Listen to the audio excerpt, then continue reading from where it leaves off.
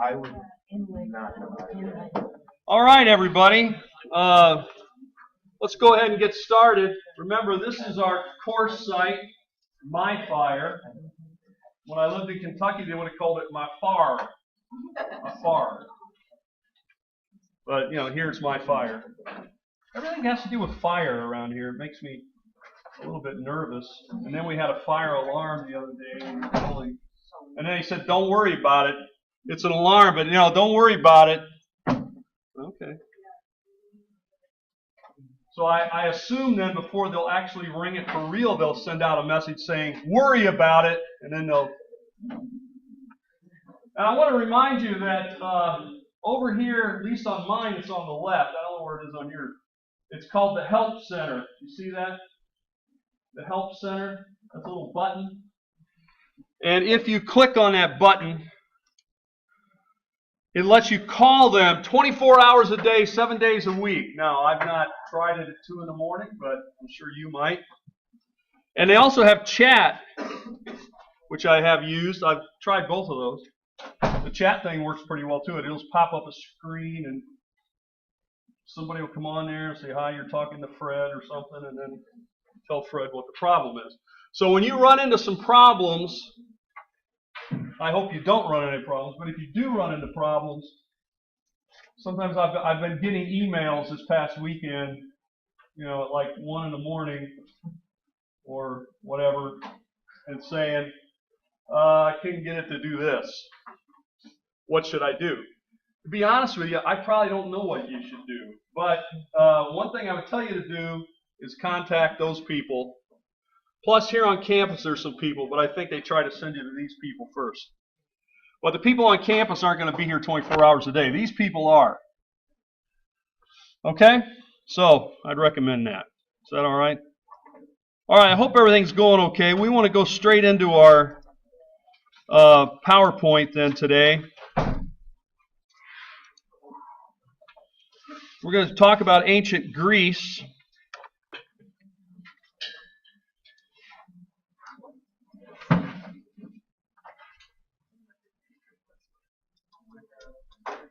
I don't know. But that also means that when I lecture on Tuesday, it's not the same lecture as it is on Thursday. Okay? So, but I am recording these like I am right now, this, and then I upload it to what I call the YouTubes, and then I put a link on what I call the MyFar, and then you guys can watch it whenever. You can walk around while you're driving your car. I recommend have your phone out, watching. No, I don't. I don't recommend that. I see people do that though. I was driving down the interstate this summer because I was moving, and I saw a guy in his car. I'm not kidding. On the interstate, doing like 70 some miles an hour, playing Pokemon Go. Right? That's what it's called. And he was, because he's weaving all over the road, and I get up there, and I'm afraid to pass him. And when I pass him, I see he's got his phone there, and I can see like a little Pokemon thing on his screen. So don't do that. I know you'll want to watch these videos while you're driving, but don't. Don't, because of two things. First, it'll distract you. You might have a wreck. Secondly, it might put you to sleep. And then you might also wreck. They are good for sleep aids. So if you have insomnia, you can't get to sleep, you might put these on. And you just hear me droning on, and then next thing you know, it'll be morning. Okay. Let's talk about ancient Greece. Usually I try to start off a topic, by talking a little bit about the geography, because I believe, and I think it's true, that the geography and the history cannot be separated. We have to know the geography to some extent to know what's possible, because it really, just like here in Florida, if you want to be a mountain climber, you're in trouble, right? There's no mountains. A few months ago, I went to this place that said it was the highest point in Florida. I don't know if it is or not. Bach Tower. They said that's the high. I said, really? This is it? I said, that's what it is. That's okay. It's like a hill. Okay, that's good. So Florida does have a hill. It's over there, that Bach Garden, Bach Tower, whatever. Okay. But it dictates what's here. The weather, the geography, the transportation. If it's flat, that changes what people can do. If it's very hilly, has valleys, has oceans, has mountains, that all changes what's there. Now here in Greece, one thing you want to think about, Greece looms large in most of our minds because we hear a lot about it. But it's really very small. While you might think it's huge, it's really kind of small. It's about half the size of the state of New York. I don't know if you have any idea how big New York is, but it's half that size. So that may or may not help you. Okay? Also, it's very mountainous, unlike Florida. It has a lot of mountains and valleys, ridges and that sort of thing, which tends to keep people separated. It's hard. When I lived in Kentucky, over in the eastern part of the hills, we had valleys and we had ridges.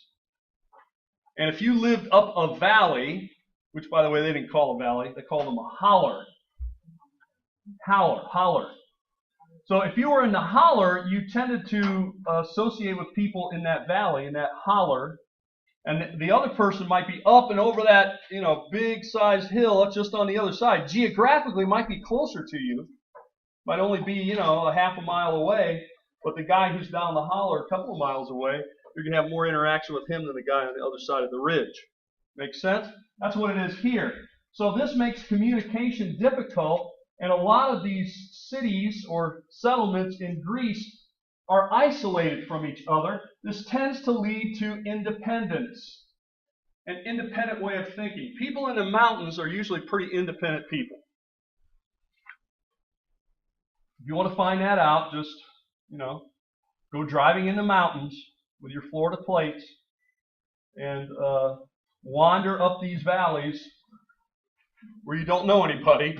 And pretty soon you'll find out they know you're there and want to know why you're snooping around their property. Okay, so I don't recommend that either. Now, weather-wise, it's Mediterranean weather, hot and dry. In the summer, wet and cold, relatively speaking, in the winter. They can get snow in, say, Athens. It does happen. The thing that moderates their temperature is the ocean. The other thing you might want to know is that Athens is about, if you were to put your finger on a globe and spin it around, it'd be about as far north as Cincinnati, Ohio. You know Cincinnati? I'm from Ohio. Oh, you're from Ohio. All right. Well, I lived in Ohio for a long time. And by the way, Jerusalem, just for a matter of, comparison, you spin it around, it's about where Atlanta is. So Athens to Jerusalem would be about the distance from Cincinnati to Atlanta. Now, of course, it would be farther this way, north to south. All right? Okay, just to give you an idea so that you think in your mind how far south, where these things are. But, of course, having this big Mediterranean keeps things warmer. Now, let's take a look. Here is a map that shows us ancient Greece. Notice that it comes over to what today we would call Turkey on the coast. That's called Ionia. And then it has several sections here in different colors that has to do with different parts of Greece. Down here to the south, you see this little isthmus here and a large body of land where Sparta and Argos is. That's the Peloponnesus, it's called, the Peloponnesus. Down here is Crete, the largest island for the Greeks, but lots of islands out there. So I didn't show all of them, but there are a lot of islands as well. All right? The Peloponnesus then, sometimes called the island of Pelops, is where Sparta, Mycenaean, Corinth, if you've read something called the Bible, you might have heard about Corinth. Corinth is down that way as well. In fact, the isthmus is called the Isthmus of Corinth.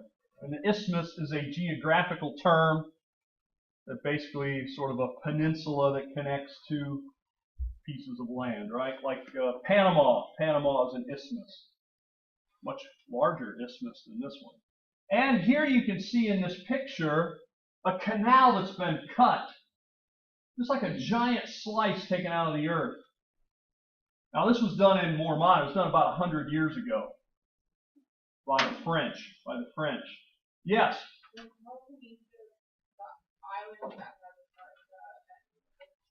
It's not an island, but the Greeks thought of it as an island. So Peloponnesus gets its name from the island of Pelops. But technically it's not an island. It's adjoined by a very narrow, I think it's about 4 or 5 miles across, this isthmus. So the Greeks often thought of it like an island, but technically it's not. So I don't want to confuse you with that. That's why that's where sort of the name comes from. Pelops is a mythical creature for the Greeks. So Sparta, Mycenaean, Corinth, they're all there. By the way, I've taken students here before.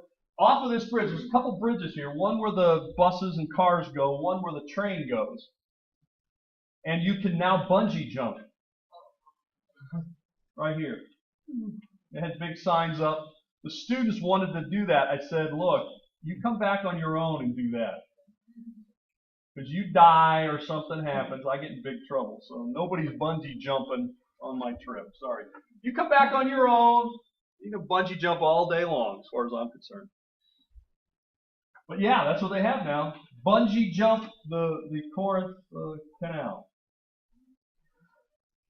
All right, here's a more traditional map. It shows us a little wider out here. Crete, by the way, is where the Minoans are. We're going to talk about them in a minute. The Peloponnesus also has a place called Mycenaean, and that's the home of the Mycenaeans. We're going to talk about them in a minute. But look at these different regions. Here's the Peloponnesus, connected with a real narrow piece of land here. Up in here's Attica, Boeotia, Thessaly, Macedonia, Thrace. This is Ionia along the coast. Over here is Troy. You've heard of the Trojan Wars. That's Troy of the Trojan Wars. There's a narrow inlet of water here called the Hellespont. This connects all the way up here to the Black Sea. So it's very important in ancient and in modern times. All right, let's move on. Mainland Greece. Athens is in Attica. Thebes, the main city in Boeotia. Macedonia to the north. So you might think of, Athens and Attica as like Lakeland is in Florida, right? It's a region within Greece. By the way, Macedonia up here to the north, many of the Greeks, say down in Athens, did not think the Macedonians were really Greek. They really considered them to be Greek, although the Macedonians thought they were Greek. They spoke Greek. I think people in Athens thought of people in Macedonia the way people in New York City might think about people from eastern Kentucky. Not really us. Right? Different, backwards, country, Hicks, whatever you want to call them, right? That's what they thought of Macedonia. Now, of course, later on, Macedonia is going to come down and take over all of Greece and all of Persia, under Alexander. Hopefully we'll get to that a little later. Not today, though. We won't get to that. Now, the islands, of course, are very important because of a lot of the resources on the islands and for navigation. The Greeks were great sailors, and they would sail around this Aegean. They used the islands to help them navigate, get from one place to another. I don't know if you go out on the open water where you can't see any land. You can get a little disoriented if you don't know what you're doing. They had no GPS, by the way. So they used landmarks that they had. If they would sail out this way so far, they would see the edge of an island, then they would use that island to help them guide them around to the next island. That kind of thing. All right. Resources. What are we talking about? Well, the Mediterranean diet. Perhaps you've heard about it.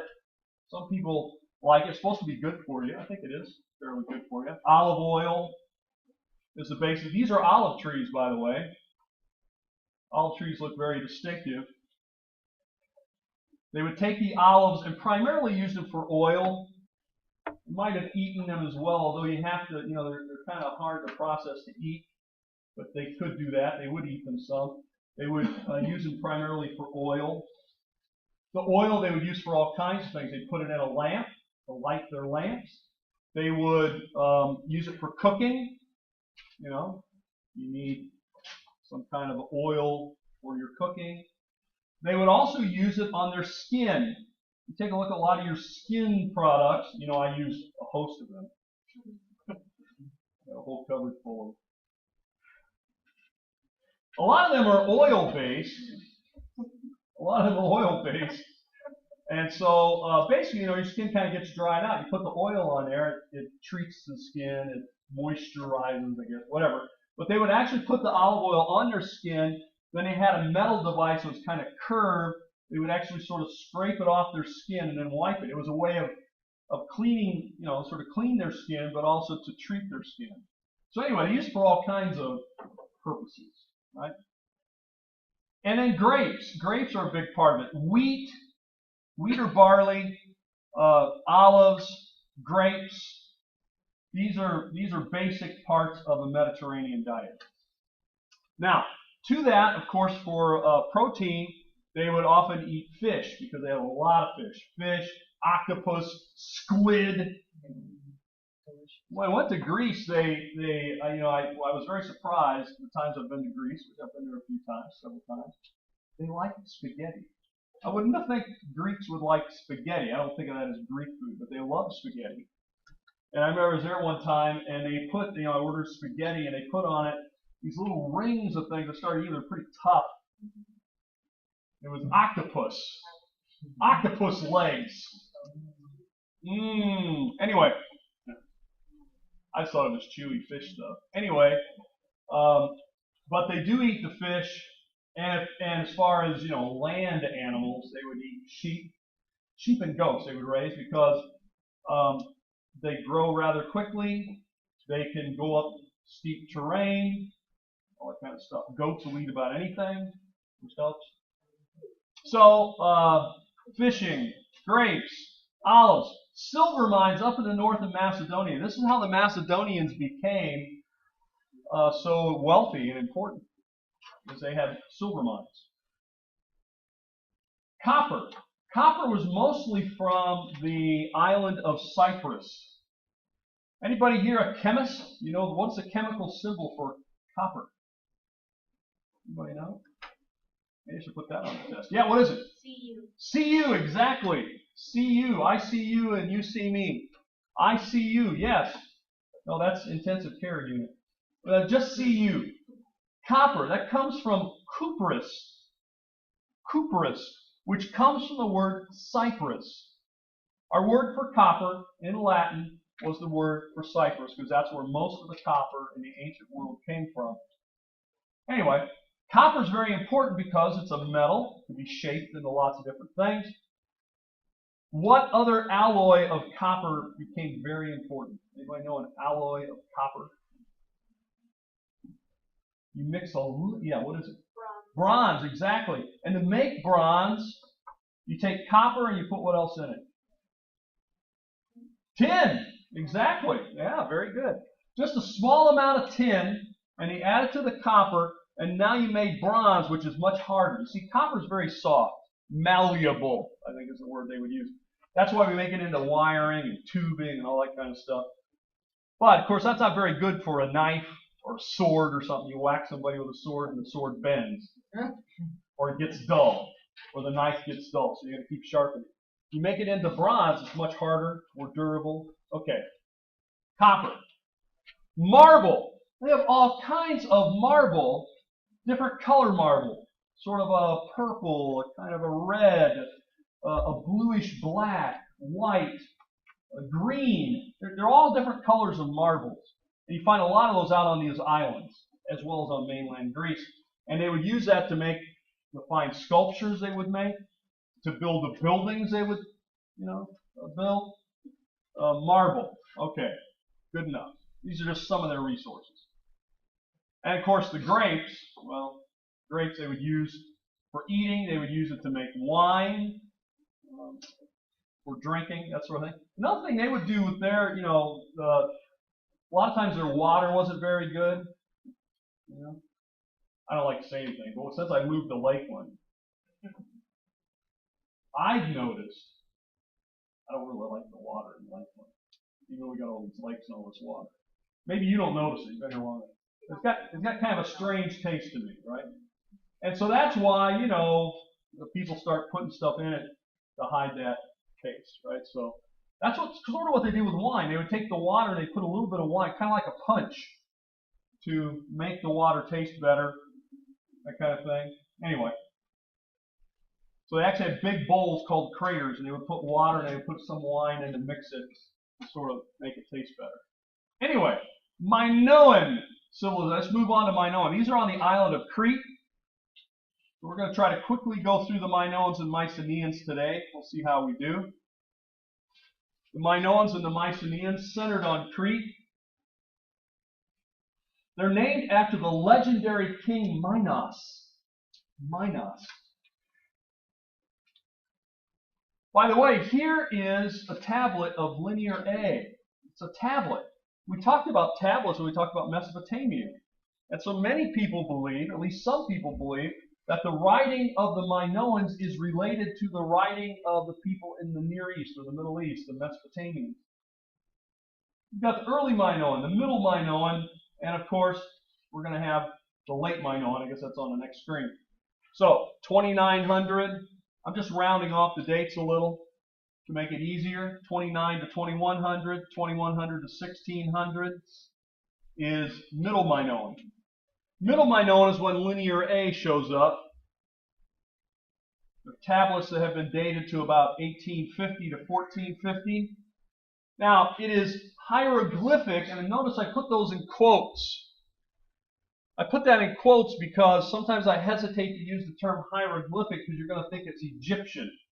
Because the Egyptians had hieroglyphs. They're the most famous people with the hieroglyphs, right? Hieroglyphic, really what I mean by it is picture writing, pictographs.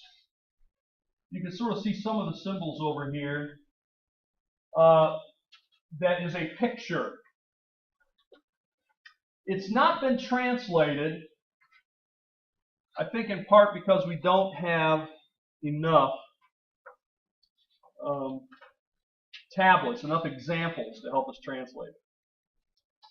All right? And this is all centered on the island of Crete. It's not only on Crete, but it's on the island of Crete. Let's move on. Late Minoan, 1600 to 1100, has a different kind of tablets. They're called Linear B. You can see pictured here. A palace is excavated on the island of Crete. If you ever get a chance to go to Crete, you might want to go visit. I would recommend you go visit Knossos, it's called. That's the capital, Knossos. And you can see the palace that's there. Sir Arthur Evans, a British archaeologist, excavated back, in the 1920s and 30s. So almost 100 years ago now, 90 years ago or so. Tablets there are Linear B, again from around 1450 to 1200. They have been translated. A guy named Michael Ventris worked on that and was able to decipher them. And so, it doesn't, again, it's not sort of a lot of literary things. It's a lot of business transactions, receipts.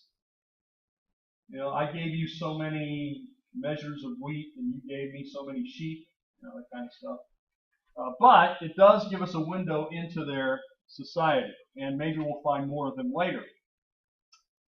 The Minoan civilization begins to decline around 1500. There is an island that erupts, a volcano that explodes, and that, some people believe, happens around the same time, although there is new evidence now that it might have happened a bit before this. At any rate, there's probably several factors that lead to the decline of the Minoans. Internal collapse probably brought on. Certainly this eruption had to have an effect, because we'll explain it in a moment, because it's a tsunami, and anyway, it's recorded in annals around the world. Invasion of the Mycenaeans, certainly would be part of it as well. But at any rate, they begin to decline here in this late Minoan period, starting roughly around 1500 BC. Okay? All right. Okay, let's move on. And again, you know, if you happen to miss something, you can always go back to what I call the YouTubes and look at it. And, you know, you can scroll across to what you want, pause it, copy down whatever you want. I don't know. There's a lot of things you might be able to do with it. You could send it, you know, as a gift to a friend, a link. Maybe a person you didn't like. Anyway, here is here are some pictures of the palace of Minos. And most people believe that the Minoans were very peaceful people, very, I don't know, nature-loving, tree-hugging, fish-adoring people. Okay, why? Because of the artwork. Take a look at this. Dolphins and fish swimming around in perfect harmony. The dolphins aren't even eating the fish. I don't know what the dolphins eat. They're probably vegetarians. Anyway, so they have the dolphins and they have the fish. They also look down here in the corner on this pot down here in the space. You can see it's kind of hard to make that out, but that's a stylized octopus. Those are the octopus legs, sort of filling up the pattern there. And here's part of the palace itself with the columns painted. And a famous fresco here, it's been partially restored, of the three ladies, as they're sometimes called, the three ladies of Knossos. But notice their hairdo is pretty elaborate. Again, as you know, I spent a lot of time on my hair, so I understand how long it might take to do this. And you can see, now these ladies weren't going out in the field and plowing the field with their hair like this, right? This takes some time.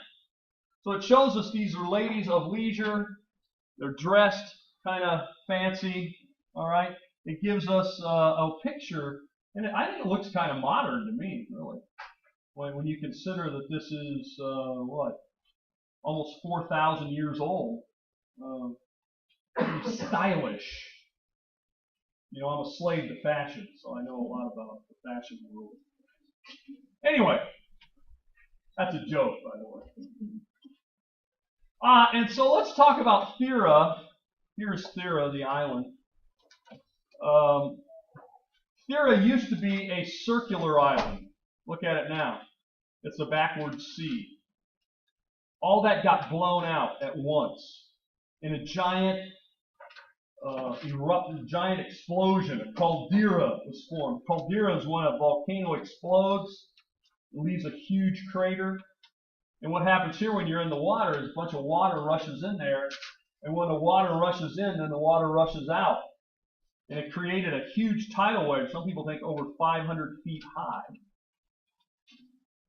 And here are the rings. It shows the rings of the tidal waves that would have gone out from this. And this darker area is the area of the ash. In fact, this ash darkened the sun all the way around the globe. There are records of it in Egyptian records. There are records of it in Chinese records. They drilled down in the ice in the Arctic, and they found ash in the ice, frozen, you know, in layers. So we can date this pretty well now. Anyway, here is, by the way, Knossos, and here are where the Minoans would have been living. They were living on the island of Thera, by the way. By the way, up here when you look at the island, there's a place that says an excavation. That's Acrotire was buried. You can go visit that excavation. Well, here is an artist's rendering of what it would have looked like before the volcano exploded. This island is also known as Santorini today. So if you go to Greece and you visit the islands, you know, they probably will call it Santorini. It's a beautiful place to visit. Beautiful blue ocean, sheer cliffs that go up. These guys, well, probably not in for a good day. Anyway. We won't think about that. How about Minoan religion? Okay, I'm glad you asked. Hey, do we know anything about Minoan religion? Well, we know some. Much is unknown, however. But we do know the bull features prominently in Minoan religion.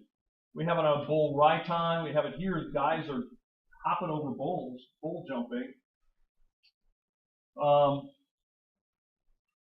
Got bull statues. This is actually a ceremonial drinking cup, the bull raiton, and it would obviously not use that every day, but because there's no way to set it down easily. But it was sort of for a ceremony. You put the liquid inside of the hollowed out inside. You drink it. Presumably, take the bull by the horns and drink it. And down here we see guys grabbing the bull horns and flipping over and then kind of dismounting, much like a gymnast, right? This is thought to be a rite of passage. Rite of passage is where you show that you're moving from being a child to an adult. Many cultures have a ceremony or some kind of a ceremonial thing, right? The Jews have a bar mitzvah, for example. In Kentucky, it was shooting a deer.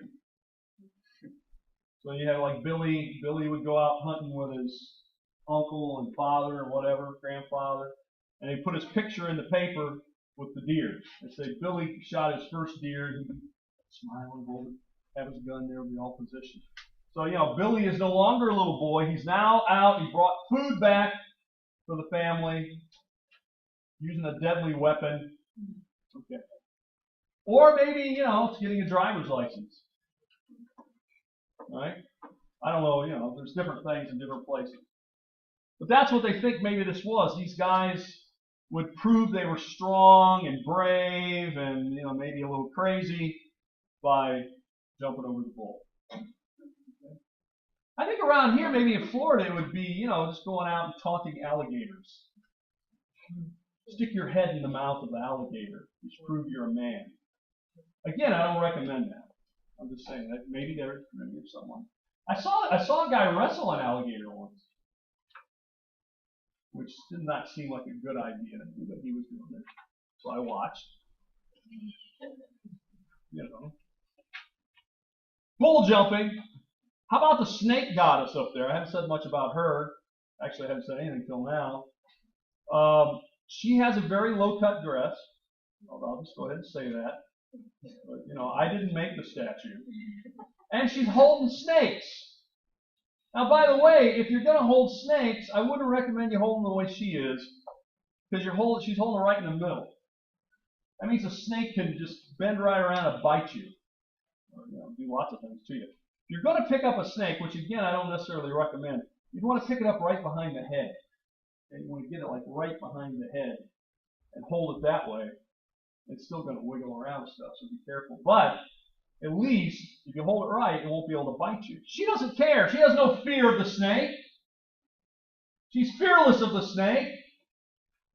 She probably has power over the snake and death and life. That's why she's probably a fertility goddess. Life comes from the feminine, right? Guys, there are things women can do that men can't do. If you'd like to know more, ask any of them and they'll give you a list. But what I'm talking about is giving birth to, the young. Hopefully, very young. Okay? Men can't do that. So life comes from the feminine. Therefore, the fertility goddess brings life. And often the fertility goddess also has no fear of what we would consider to be deadly, because she is so filled with life. I guess she's not afraid of death. Anyway, there you have it. Most early cultures had a fertility goddess. Let's move on to the Mycenaeans. The Mycenaeans. The Mycenaeans are Indo-European people. That means their language is related to Indo-European language. They enter the region at around 1900 BC. And the Mycenaean civilization begins around 1600 and flourishes, around 1200 up to 1100 BC. So the Mycenaean people then are thought to have migrated from the steppes of Russia, moving southward into Greece. Take a look at their artwork. Far more militaristic, hunting. Here they're going after lions with spears and shields.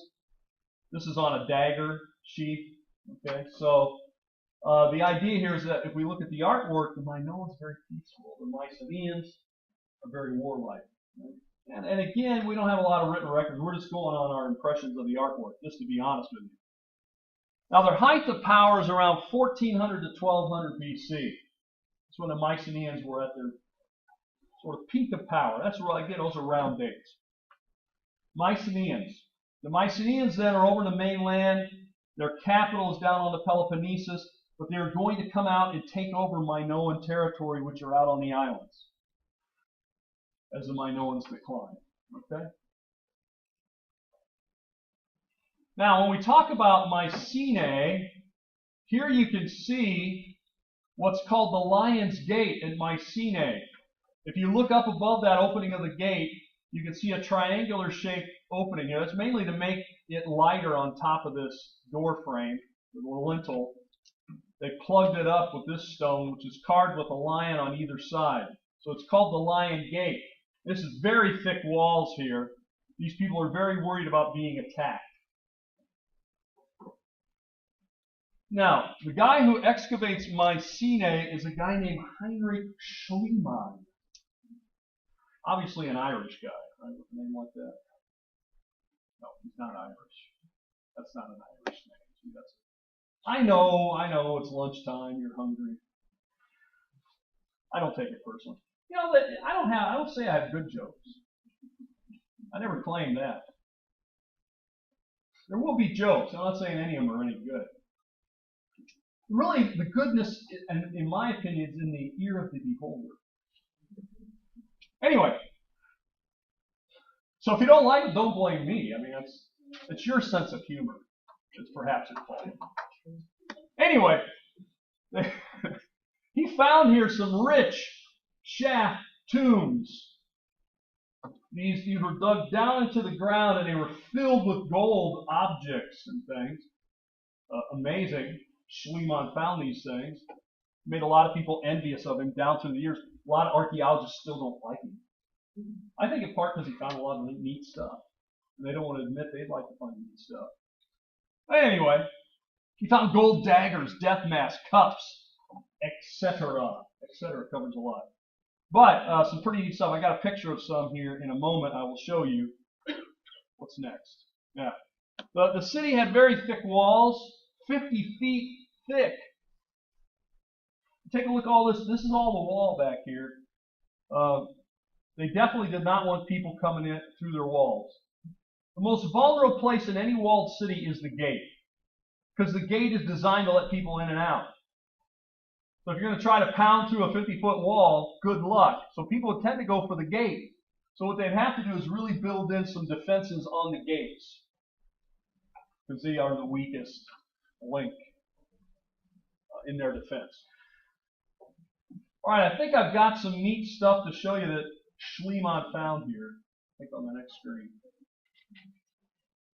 Oh, first we got the Tholos tomb. Just outside the town, there is the Tholos tomb. Tholos, Tholos, is the shape of the tomb is much like a beehive. If you've seen a beehive, sort of cone shape, that's the way this was. Actually, what they would do to make these tombs is they would build a cone structure with an entrance, like you see the person standing in the entrance here. It's hard to get a good picture because it's so dark. And then they would bury it. They would backfill it with dirt. Okay, so they didn't dig in the dirt and then build it inside. They built it and then covered it. Anyway, inside, these are royal burials. They found some of the bones. And what you see up here in the upper right-hand corner is where forensic scientists took a cast of the skulls and so forth and created the faces of the people that were buried here, of Mycenaean leaders. So if you want to know what Mycenaeans look like, well, there's roughly what they look like. They look like pretty mean thug kind of guys to me, but I don't know, maybe you like them. I'm sure their mother loved them. I hope. Anyway, here are some of the neat stuff they found. He found this death mask. Here's gold, kind of gold foil they put over a child, the entire body covered with gold, with a little death mask. Other gold objects. When Schliemann saw this, Schliemann loved the writings of Homer, and he felt that he was, he knew he was at Mycenae, and he knew that the king Agamemnon was king of Mycenae, and so when he looked at this death mask, he said, "Behold, today I have gazed upon the face of Agamemnon." Actually, this is earlier than Agamemnon, but pretty neat thing. By the way, if you want to make a death mask, I assume some of you have roommates. Your roommate would be involved in this. Go over to Publix or someplace like that. Get their heaviest duty aluminum foil you can get. All right? And then like double it or triple it. Now, wait for your roommate to be asleep. It's usually the easiest. And then you press it over their face very hard. Hold it down. It will become a death mask. And then you take like an eraser, pencil with an eraser, and make a thing of their eyes and their eyebrows. So you're making a loving tribute to them for their family. No, I don't recommend doing that. But this is a disclaimer. It's just a joke. It's just a joke. So that's how they did this. They waited till the guy died, and then they pressed the gold over it and made an outline of it here. Okay, so don't attack your roommate. Too late now. It's already out there. I can't take it back. And here is the outline of the city. You can see the big walled city. Here's the Lion's Gate. Here's the grave circle where he found a lot of that stuff. The Tholos tomb I showed you was kind of off the bottom of the screen here. And it's a rather steep site. You go all the way up to the citadel. That's Mycenae. All right, how about Troy? Heinrich Schliemann excavates the city of Troy. Now, Heinrich Schliemann's pretty well known. I went to a classic study ancient Greek and Roman stuff at the university where I was studying. They had a little party, where they had food and stuff. And they had these little name tags that said, "Hello, my name is." You're supposed to write your name in with a marker. So I put my name was Heinrich Schliemann.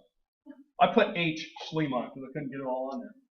So I thought, at a party like this, somebody is going to say something, right? They'll think that's funny, or they'll say, "Really, your name is Schliemann?" Something like that. And then I can tell them no. Not one person. I was there for like, an hour, hour and a half. Several people, I saw them looking at it. Not one person said anything. So I guess they just figured, this guy's crazy. I do not want to get him talking. Unfortunately for you, you walk in here, I'm just talking anyway. So you don't have to say anything to me. Well, Heinrich Schliemann is going to excavate Troy, and he becomes very famous for excavating Troy and Mycenae. Troy, of course, made famous by Brad Pitt. Anyway, Homer writes of Troy, the Iliad, and he also writes the Odyssey. But when he excavates in Troy, what Heinrich Schliemann uses is the writings of Homer to give him clues as to where it is. Because it talks about a river that's warm, it talks about a river that's cold, and it talks about a harbor and so forth. He actually finds the river that's warm, the river that's cold, and then he begins to dig. He asks the people. He begins to dig and he finds ruins. Lots of ruins. And guess what? He finds more gold objects. Priam's treasure, he will call it. Priam was the leader of Troy, according to Homer. Well, anyway, you get this idea then. By the way, the picture here, can you see it? It's a horse. It's a horse with little windows. Most horses I've seen don't have windows, but this one, of course, is talking about what? The Trojan horse, right? That's what you want on your computer. A lot of Trojan horse viruses. You still use it, right? The Trojan horse means that it comes as a gift. So like it says, "You have won $1,000, click here," or something. Or you got a free program, or we're going to scan your computer to check for viruses. That's the one I like. And then you click it and it gives you a virus. But then it comes in as a gift. But then it, destroys you. That's what this was. Inside the horse were the Greek soldiers. So they leave it outside the gate of the city. They basically leave a little note saying, hey, we're leaving. Here's our parting gift. Sorry for all the battles. And then they go down and get in their boats and they take off. And then the Trojans have a giant party saying, hey, the war's over. And they're living it up. And they say, hey, look at this thing they left us. And they pull it inside. They open the gates and they pull it inside. And then while these guys are, doing what they do when they do the parties, which you guys don't know about, then the Greeks sneak out. They open up the gates and all the other Greeks who come back, they go in and basically kill most of them and take over the city. That's a spoiler alert. Shouldn't have told you that. You probably haven't read the Iliad yet. So just forget I said that. But that's what it's about. That's why the Trojan horse becomes so famous. There's Heinrich Schliemann. I like his top hat. He was quite a character. That's his wife. I think it's actually his second wife. He dressed her up in Priam's treasure. Her name was Sophie, but he called her his Helen. Helen of Troy. The face that launched 1,000 ships. You know what I'm talking about here? That's what the war started, because Helen was taken, or maybe she ran off too. Depending on your perspective. Anyway, Helen was in Troy, and the Greeks went to get her. The Trojans had her, and they went to get her, and so they said that her face launched 1,000 Greek ships, and this whole war was all about her. Anyway, it's all about her. Anyway, here's Heinrich. He's a very interesting guy. He did move, by the way, to the United States. He lived in Indiana for a while, and then he went to California during the gold rush and made a whole bunch of money. He has a thing with gold. All right, so there's Troy and there's Mycenaean. There's the distance between them. Two places he excavated, mainly because it relates to Homer. By the way, there's Troas. Do you see that? If you're a student of the New Testament, you might recognize the name Troas from the book of Acts. I'll let you look that up on your own. And it's located very close to the ancient city of Troy. And by the way, if you go there to Troy, the bay is now all silted in. So Troy's much further from the water than it used to be. That's what the dotted line there is. And here's the walled city of Troy. Doesn't look unlike that of Mycenae. All right, let's move on. We get to the period around 1100, after the fall of the Mycenaeans and the Minoans. We have people that invade from the north. They're called the Dorians. The Dorian invasion, roughly 1100. Some people call this the Dark Ages. Well, why do they call it that? Because we have no writing from this period. Nothing has been found between 1100 and 750 within writing. The artwork, well, take a look at the artwork. Here, I'll give you my rule of thumb about art. If I think I could do it, it's not good. I think I might be able to make a horse kind of like that. Okay? Therefore, I don't think it's good art. It's got to be something I can't do. I'm not an artist, really. So, anyway, I could take some Play-Doh and some markers, and I could come pretty close to that. Anyway, so the artwork kind of declines. The writing we think is non-existent. The buildings, the architecture is also not good. So we see a real decline in culture and writing and artwork and that sort of thing. Very few outside contacts.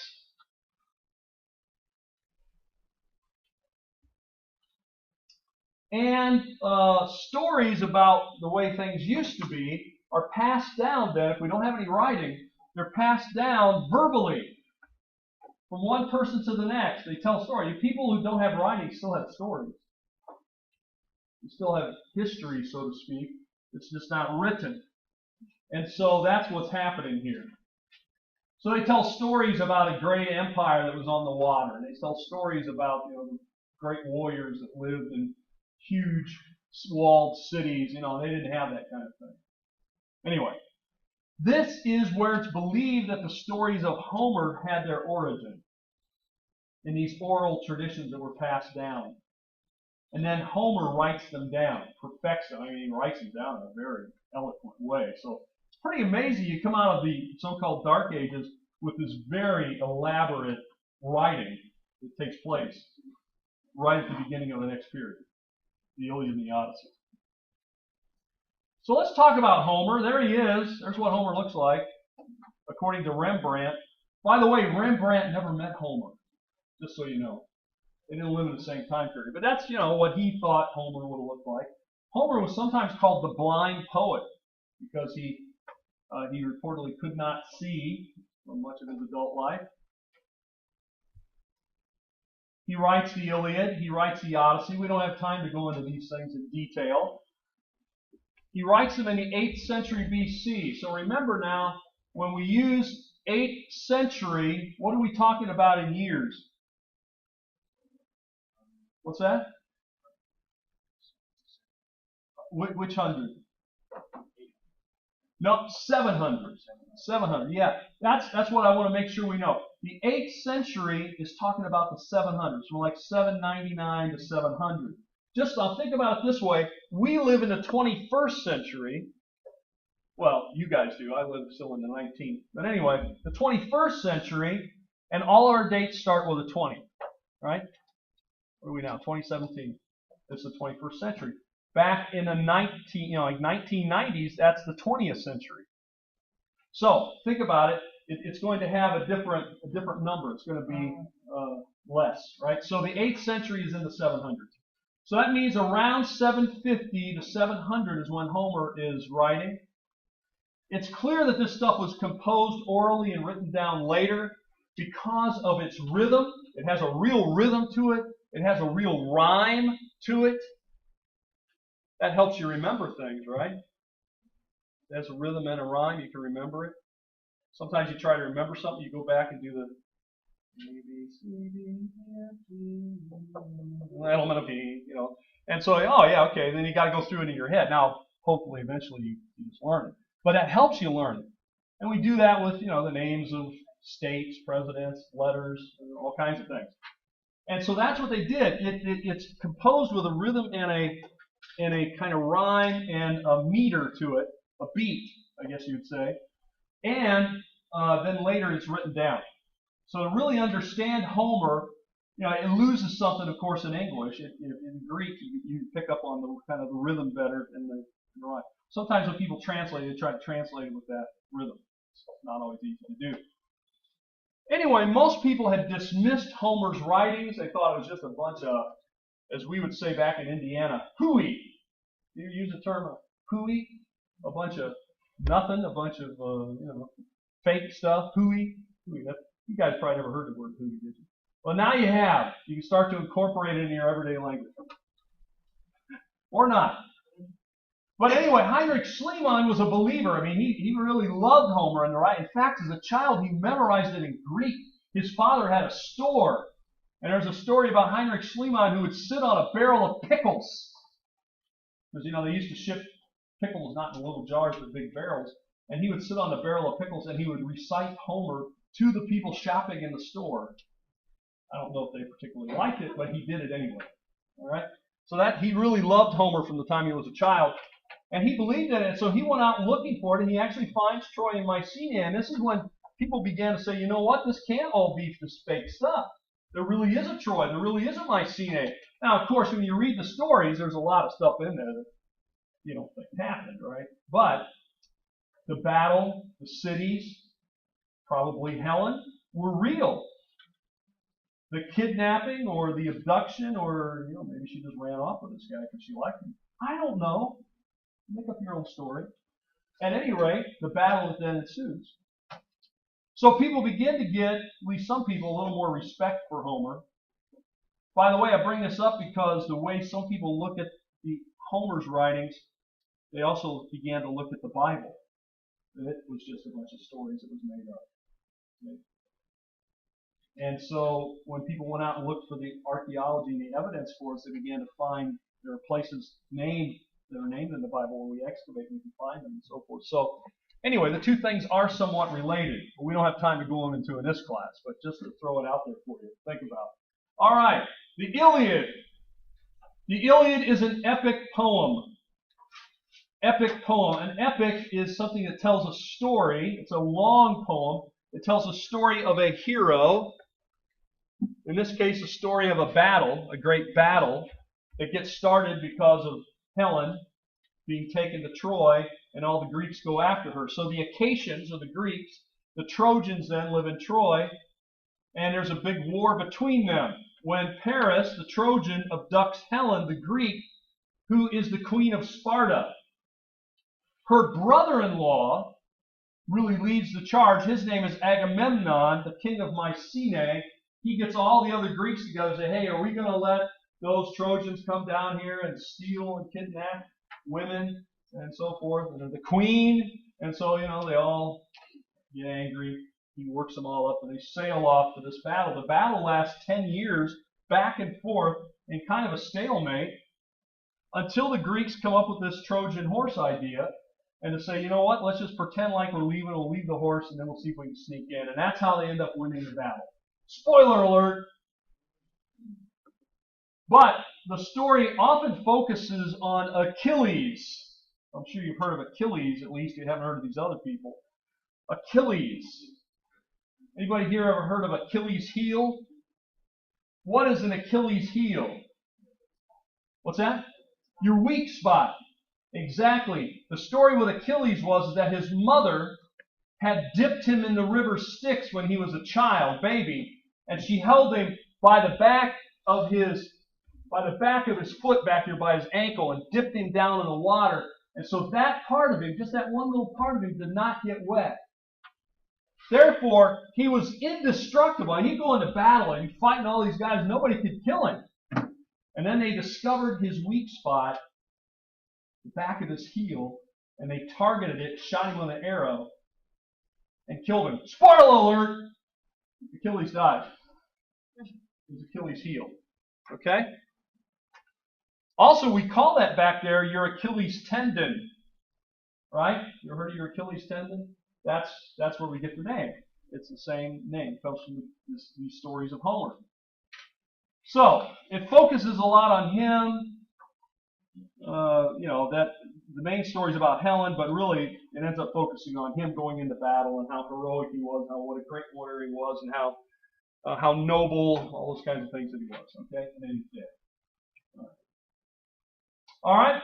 So that is like a 5-cent overview of it. It deserves a lot more, but we have to move on. How about the Odyssey?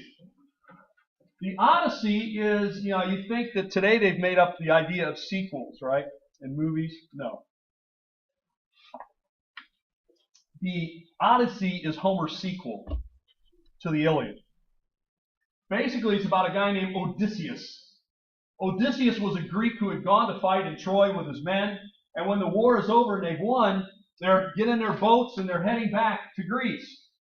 But along the way, they get caught in a great storm. They get caught in a great storm, blows them off the course, they don't know where they are, and then they run into all kinds of adventures. They go to islands and they meet sort of monsters, and they meet these ladies who are really witches. Okay? Anyway, magical women. Of course, we know all the ladies are magical, but these were, different kind of ladies. So, ship's blown off course. And it takes them 10 years to get home. Remember, they're 10 years fighting, now they're 10 years to get home. They're gone 20 years.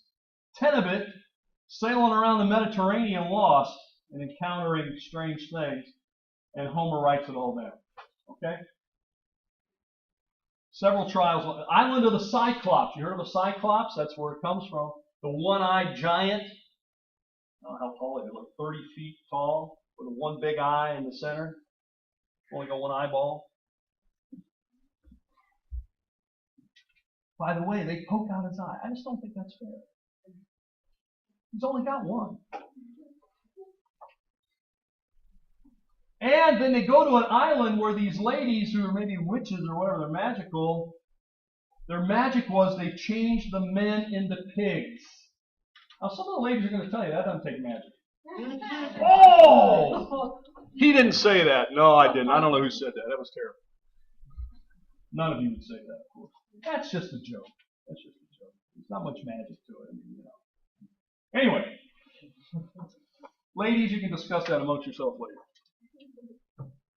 That was one just for you. That was just for you. You know, it's sometimes a lot of the jokes are just for me because I don't expect you to get them or laugh. I just do it because, you know, it entertains me. And if you get on board, then that's even better. All right.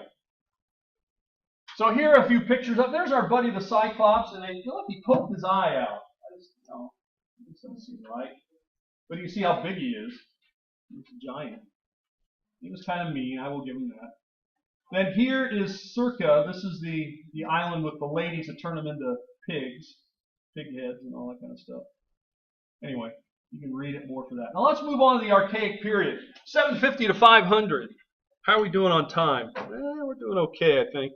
Doing pretty well. We might make it. The Archaic period now, 750 to 500 BC. Okay, so we've had this, you know, early period with the Minoans, the Mycenaeans. We had this Dorian period, right? That was up to about 750, and then from 750 to 500 is the rise of the polis.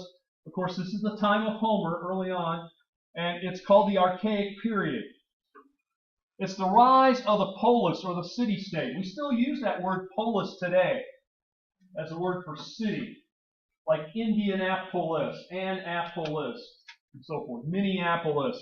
So polis is a Greek word that means city. It really means city-state. It means something bigger than the city. It's a government that goes along with it. Okay, the city-state that was a center of Greek culture and learning and government and all those things, right? At the heart of any Greek city, this is not a great drawing of it, but this is a marketplace. These are buildings here, these long buildings, roofed. These are called a stoa. A stoa. Oh, I got it up there. S-T-O-A. Stoa then is a market building that has a porch, and it has rooms back here. And basically, you can walk along the porch in the shade because it gets pretty hot in Athens, and that encourages people to shop. You know, if they're really hot in the sun, probably not going to stay long, but if they can walk in the shade, they do. So these long, you might think of it as like the early mall, early shopping center. But the agora is more than a shopping place. It's the center of the city. It's the center of culture. It's where people hang out. It's where people go to vote. It's where people go to talk about politics. You know, that's where they would vote. They had voting places out. Anyway, so it was really the heart of the city. Now, the cities were ruled by the rich. It's called an aristocracy. You see that ocracy on the end. We use that a lot, like democracy, monarchy, and so forth. That comes from the Greek word archon. Archon means to rule. To rule. This means the rule of the rich. Aristocracy, the rule of the rich. They rise to power, and then many people call it an oligarchy. Oligarchy means the rule of the few, who in this case happen to be rich. Right? So, when you think about it, you know, I don't want to burst any bubbles, but you go look at most of the politicians in Washington, they're all millionaires. You'd be hard-pressed not to find millionaires, especially in the Senate. Right? They're all millionaires. So, the rule of the rich, right? Takes a lot of money to be elected to office, president, senator, whatever. Anyway, there was an assembly of the citizens. Now, by the way, citizens, ladies, just to let you know, only men were citizens in ancient Greece. Only the men were citizens. And by the way, not all the men. Only certain men. Men had to own land. If you didn't own land, you weren't a citizen either. So, there was an assembly of the citizens where they could voice things and introduce things, sort of have some say in the government. But again, that's not, you know, like what we think today. Everybody, you know, here in the United States, you're born here, you're a citizen. It wasn't that way in ancient Greece. They formed leagues to tie the cities together. Leagues of the polis, or the poli, I guess it would be, plural. They would form together and make alliances, trade agreements, you know, diplomatic kind of things, military alliances, so forth. Okay? So this is what we see developing here, 750 to 500 BC. Everything we talked about so far in this course has been BC. Except Heinrich Schliemann. He was later. All right, one of the things that's going to happen at this time is colonization. Colonization. The Greeks, like I told you, are a pretty small territory. They don't have a lot of land. And so they're looking for land. They're looking for where they can go. This map shows you see this area is sort of darker, I'm going to call it a gold color, dark yellow. Here's the mainland part of Greece, but up around the Black Sea. Then over here, this kind of orange color. And over here, notice by Spain, over by Spain, the southern France, the southern part of Italy and Sicily. Down here along the coast of Africa, you see Libya and Egypt.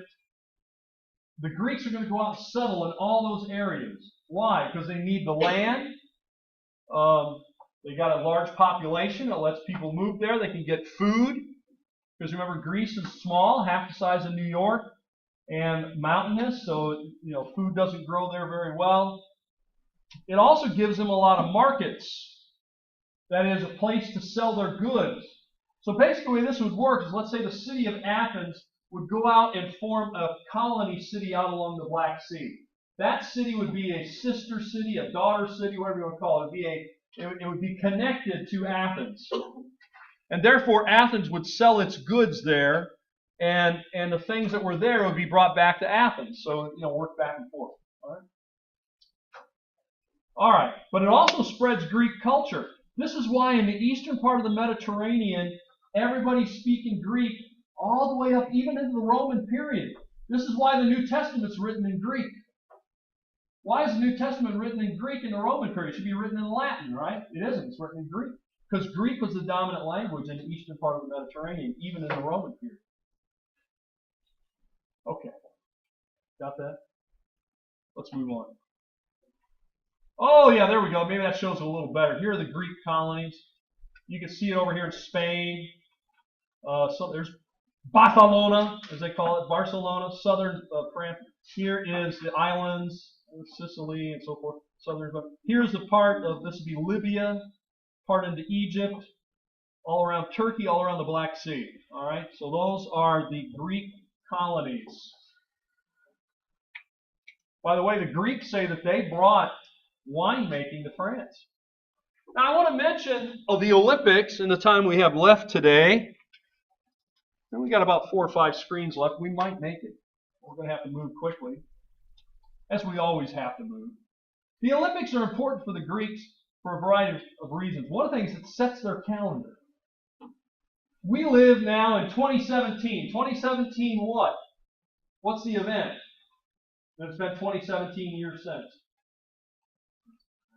The birth of Christ. Whether people like it or not, our calendar is set to Christ. It is. They don't like it. That's why they don't want to use AD. AD is Latin for Anno Domini, which means the year of the Lord, 2017. So they want to use CE, which means Common Era. But even if they call it the Common Era, it's still dated to the event of the birth of Christ. All right? That's a significant event, the most significant event in Western civilization. For the Greeks, the most significant event is the Olympics. The very first Olympics is in 776. They set all their dates to that. That was the first Olympiad. So if you think about it, it would be every 4 years. So let's say if it was the 3rd year of the 4th Olympiad, you can figure out when that was. We kind of use that with presidential terms. The second year of the second term of Obama. See, that's a particular year. We can figure that out. And we can go all the way back to the history of America. We can just talk about presidents and which term it was and which year it was of their term.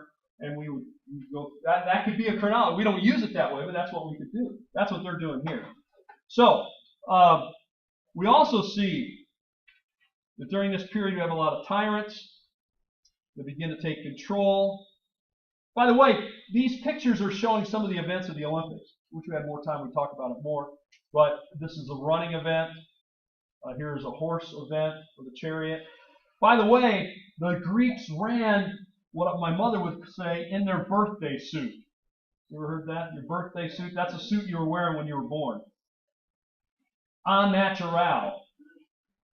By the way, you probably, here on campus, we have, I don't know, what do we call it? We call it like the Inferno, or what do we call it? What do we call the gym over there? The cauldron, oh, the furnace. Well, it's a gymnasium. That comes from the Greek word gymnos. You know what the Greek word gymnos means? As we'd say in Kentucky, naked. Naked. Gymnos means to be nude, because athletes in ancient times performed, competed in the nude. Well, we'll just move on from there. Sparta.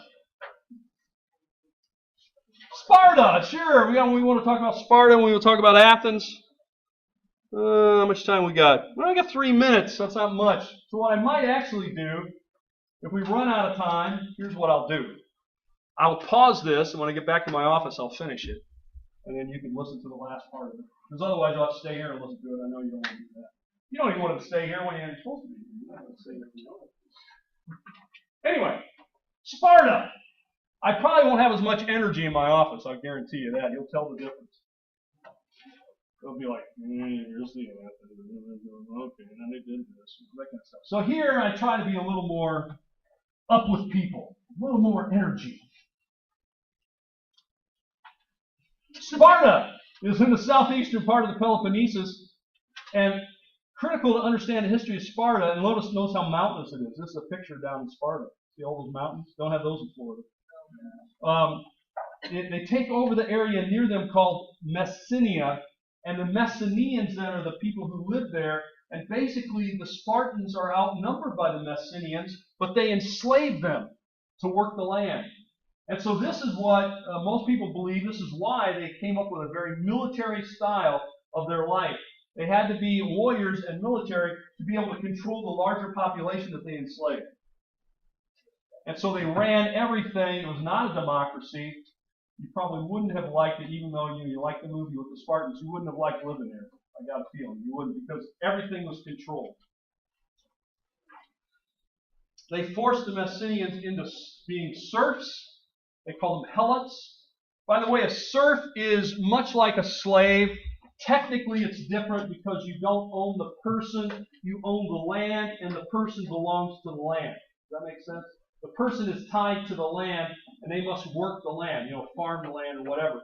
You own the land, but they are tied to the land. So technically, you don't own them. It's really kind of a technicality. Anyway, but that's what they have. A king like Lycurgus will, after 600, transform Sparta into a military state. Into a military state.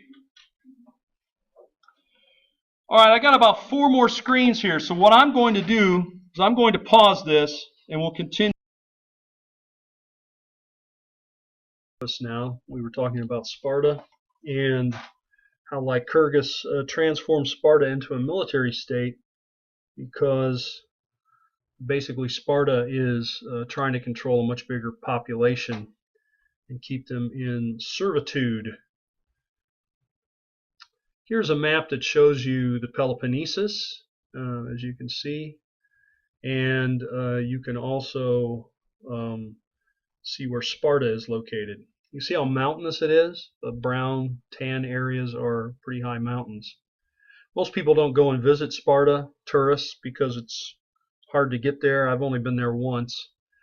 It's a long ways to get there, but some beautiful mountains in that area.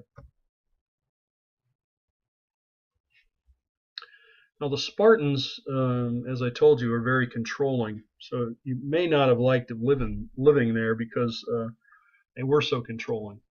They actually had a board, a panel, that would decide all the rules. They even decided if babies would live or not. For example, just a few days after a child was born, they had to be taken, presented to this council. The council then examined the child and determined if it was to live or not.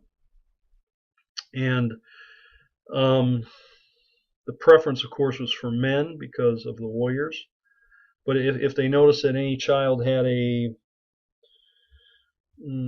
defect or a problem, health concern or whatever, they thought they would not be strong or healthy, they would order the child to be exposed.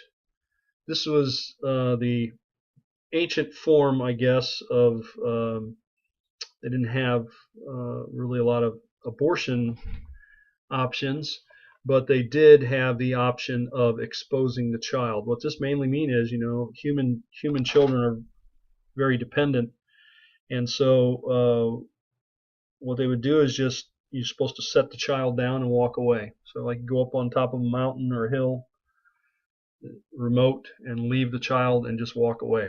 That's called exposure.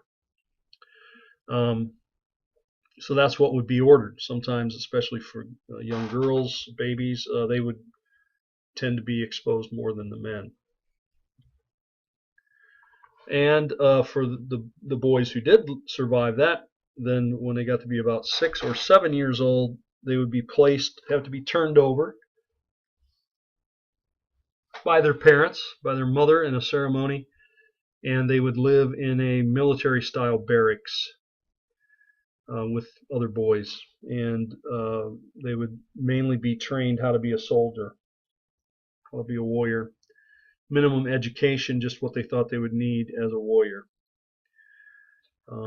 So very difficult life, really, to be a Spartan. At the age of 20, then, they are to join the military. Of course, they've been trained in a military style their whole life. And they were not full citizens until they were 30, which meant that they couldn't get married till they were 30. They couldn't participate in government or anything like that until they were 30. So they lived a very simple life, very rigid life with a lot of rules. Their food was notoriously bad. Any Athenian or any outsider who ever visited Sparta would normally comment about how bad the food was, because they spent no effort on trying to make the food taste good, because the food was just to keep you alive, give you energy so you could fight. And their quarters were very sparse. If somebody says they have a Spartan lifestyle, it means they have a pretty harsh, regimented life with not really a lot of distractions. They wouldn't have artwork and painting and all that sort of thing. Not necessary. The Spartans were also xenophobic. Xenophobic comes from the Greek word phobos, which means fear, and xeno means of the outside, non-Greeks. They had a fear of outsiders, had a fear of not only foreign people, but anybody who wasn't Spartan. They didn't really trust anybody who wasn't Spartan. They wondered why you were there, that sort of thing. Let's move now. I think we just have a couple screens left for this presentation about Athens, just to introduce Athens. Athens begins as a monarchy, then it becomes an oligarchy, and then it was controlled by tyrants. Monarchy means the rule of one, monos. Oligarchy, like we said earlier, means the rule of a few. And then tyrants would be a person that we always think of tyrant in the negative, but they didn't mean it in the negative. They meant somebody who, for a special time, an important time, would be in charge. Because when you try to run things by a committee, it can get messy and slow things down. And if you have an emergency, like say someone's getting ready to attack you, you don't really want a committee trying to make decisions. So this is where the tyrants come in.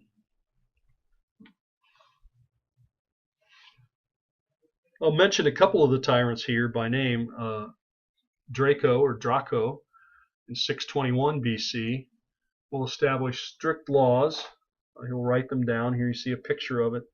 And these favor landowners.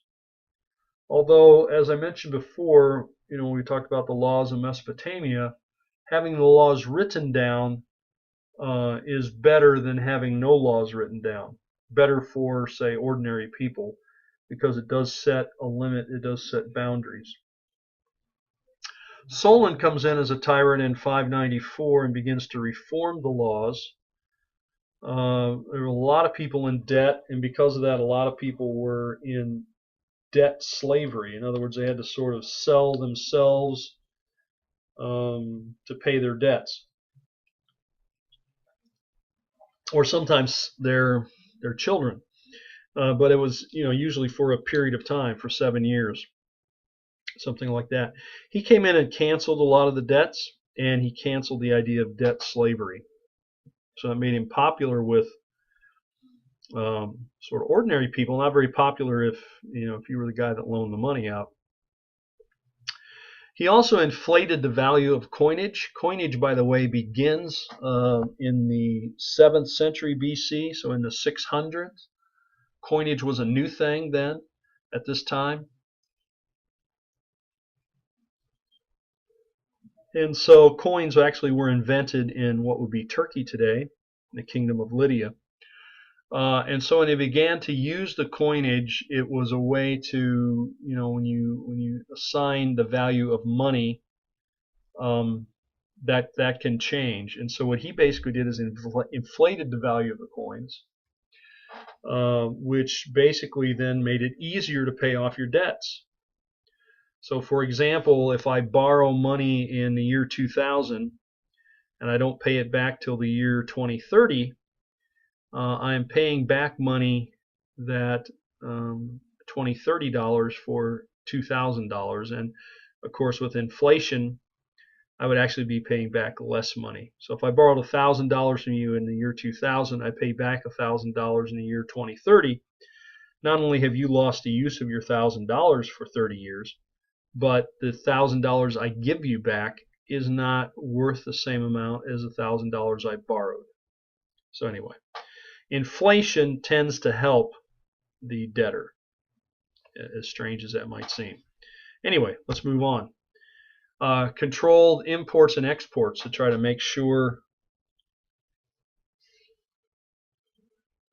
there is a net gain and also that there's enough food for everybody. So Solon is doing a lot of these kinds of things to help the poor. But one thing he did not do was redistribute the land. And of course, this is sort of at the heart of it. A few people held most of the land, and so most people didn't have any land. So they're always going to be at a disadvantage in this kind of economy. We continue on with Athens. I think this is our last screen. We have Peristhrata in 560, will be a harsh tyrant ruler, and this sort of sets a line of abuse that's coming in, and where tyrants sort of get their, what we think of tyrant as today, somebody who abuses their power. And by 510, the Athenians will rebel against a lot of things have been happening to them, and a new ruler comes to power. His name is Clisthenes in 508. He comes determined to try to change things, and so what he did is he redistricted the city, sometimes called gerrymandering. Redistricting the city basically means that it sort of mixed up the population. People tend to settle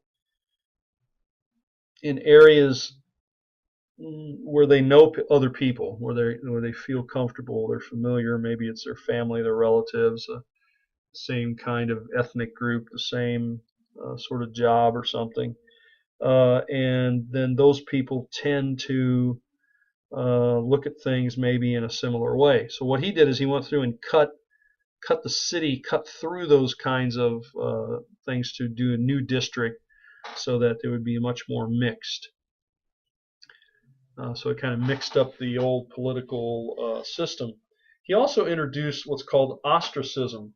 Ostracism, if you've probably heard of that. To be ostracized means to be excluded, kicked out, that sort of thing. It actually starts from the Greek word ostrakon, or ostraka in the plural. Ostrakon. The Greeks didn't have, like we do, we can go down to Walmart or something and we could buy a big package of paper for, $1 or $2 and have plenty of writing material. The Greeks didn't have a lot of writing material. It was hard to come by and expensive.